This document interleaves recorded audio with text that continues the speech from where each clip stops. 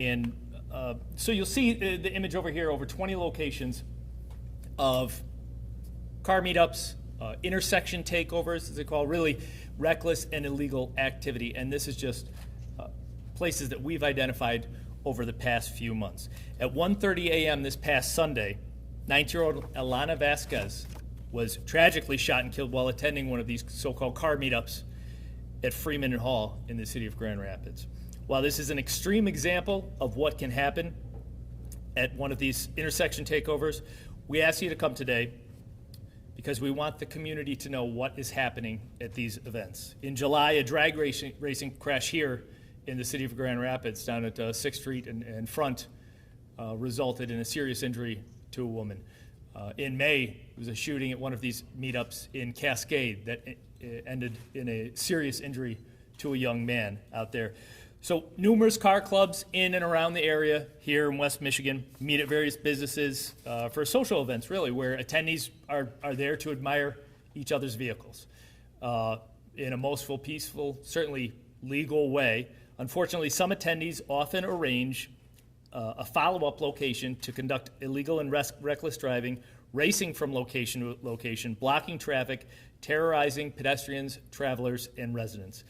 And I'll tell you, you don't need me to tell you this, but it doesn't take much searching on social media to see really nationwide the tragic events that have occurred at some of these intersection meetups, where there's individuals literally being run over by vehicles, or in a situation such as this where an individual was tragically shot and killed. I'm happy that the law enforcement community here is unified in recognizing the need to respond to these events, which often feature firearms offenses, violence, disregard for the law, and disregard for the well-being of others. Not only will we be working together to take an aggressive approach to addressing this illegal activity, we will work together to identify the organizers of these events and hold them accountable as well.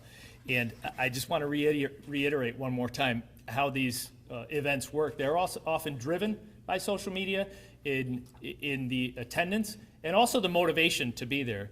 The vehicles that we've encountered and arrests we have made often have GoPro devices or other small camera systems actually installed on the vehicle so that they can record these stunt driving maneuvers and things. So we know that there is evidence out there of Alana's murder that will help us. And what we need to do once again is to ask the public's help. Now, we're not going to be looking backwards and looking to make arrests for reckless driving the night of Alana's murder, or arrests for open alcohol or other minor offenses. We're going to be looking into the future, and we're going to be taking very aggressive stance on all of those equipment violations, anything, because we've seen that this is a very serious problem. But like I said, that's in the future. I want individuals to know who were there the night that Alana, 19-year-old Alana, was killed, that they can come forward, whether it be through the police department, anonymously, through Silent Observer, provide that information. I think Alana's memory and justice and closure for her family are more important than small violations. So please come forward and feel comfortable doing so. It's the right thing to do. Again, thank you to my partners here, and if you have a question for me or either of the three of them, very happy to take them, and thank you for your time. How many complaints do you get about these types of incidents? It would be tough to measure the amount of complaints, because in one incident we can have over 50 or more calls. There was a recent one up by Huff Park, which is near the neighborhood where I live, and not only did we probably get 50 calls to our 911 center, but then we got dozens of emails, complaints on social media. I actually was present for that. I responded. By the time I got there, the vehicles were clearing out. And what I saw firsthand was maybe 50 to 100 cars, and I saw literally people had set up lawn chairs close to where the vehicles were doing burnout, so close that just a slight move by the driver could have resulted in deadly consequences. So the fact that people are so comfortable with this extremely illegal and extremely dangerous behavior. Now, I want to point out another thing. Friday, the day before this murder happened, many of the same members of this group had done a meetup very close to the location where Alana was killed. Officers came up with a plan. They responded there. They made 2 arrests. They impounded 2 vehicles. I watched the body-worn camera from one of the arrests, and the driver of the vehicle said to the officer, "Why are you picking on us? We're not doing anything wrong." that driver had a fully loaded semi-automatic handgun on the back seat of their car. I don't know why you're going to a car show with a fully loaded semi-automatic handgun on the back seat of your car. It was illegally possessed too. Obviously, that individual was charged with a felony. But this is more than kids doing burnouts. It's more than kids showing off their car. This is behavior which, unfortunately, in the city of Grand Rapids now, as of Sunday, has resulted in the murder of a 19-year-old girl. Absolutely inexcusable. Yes, sir. Yeah, Chief James Gemmell, do you have any further information or getting any progress in terms of whether you might have a suspect at least in mind, and also whether this was a targeted attack or random? James, unfortunately, I'm not at the point where I can share too many more specifics than what we already have with that specific murder investigation, because it is still in its infancy. I can tell you myself, I was out there on the scene. I know the investigative team has been working tirelessly, not gotten quite enough sleep, so we are on it. We are doing everything that should be done, but there's a lot of facts we're not prepared yet to share with the public, so I'm just not to that point yet, but I appreciate the question. Yes, sir. Have you been seeing these meetups grow, and have you been seeing an increase in illegal activity as these continue? Absolutely. So I think really following COVID, there was a lot of, as we all experienced, there were so many changes in the world as far as social things to do out there. And what we saw at the time, I was still working in another jurisdiction in Chicago, the other side of the lake, and that's when we really saw them start popping up. And so since 2020 or so, they've really increased. And, I think it's time. We've moved so far past the pandemic.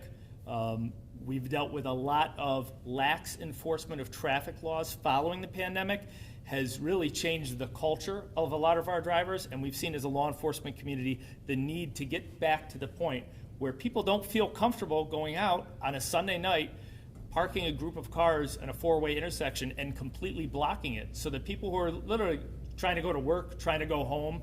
I've heard stories from families. The family is trapped in the car. They have nowhere to go, and these vehicles are conducting extremely dangerous maneuvers in front of them.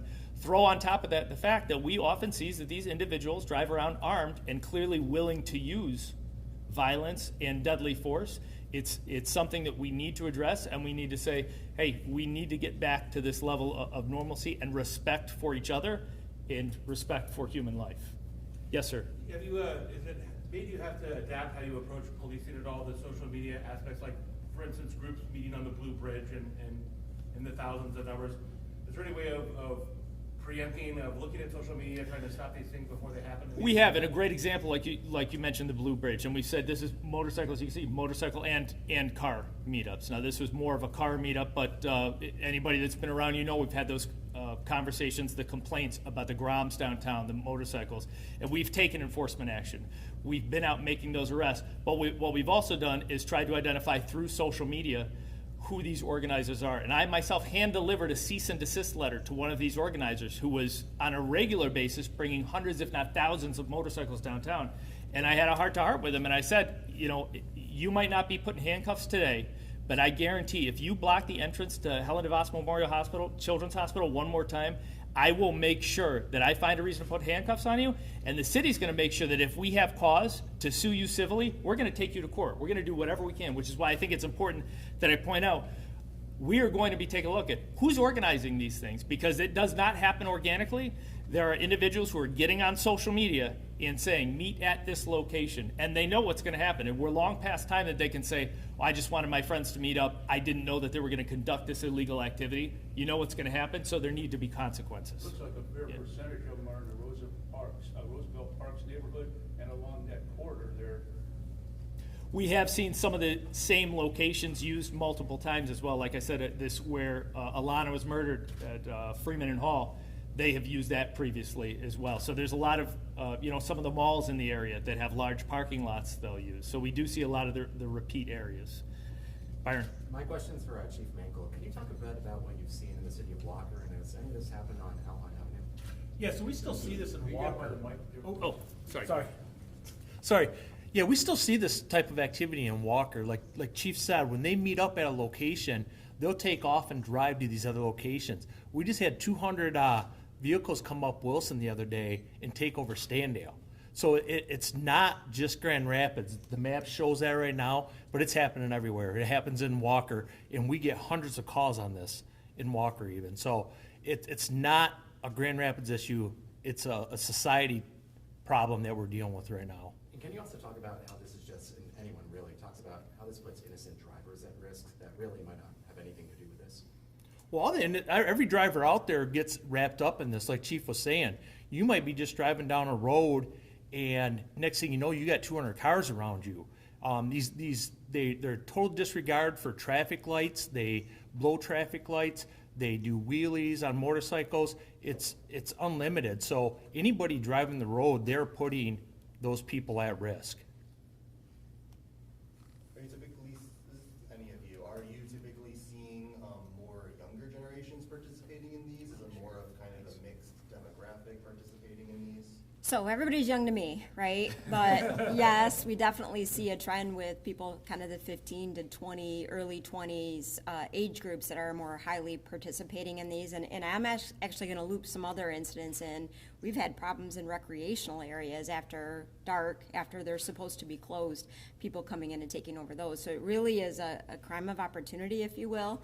Anywhere that they've been left unattended for a period of time, they take advantage of it and defy the law. They are defying the parameters that have been put in place for people's safety. So anytime somebody is acting outside the law, they're refusing to obey what we've all agreed to as law and order, it puts everybody at risk because of who that attracts, who's going to be there, and then the jeopardy that a young person who thinks they're coming to a car race are now in the middle of a gunfight.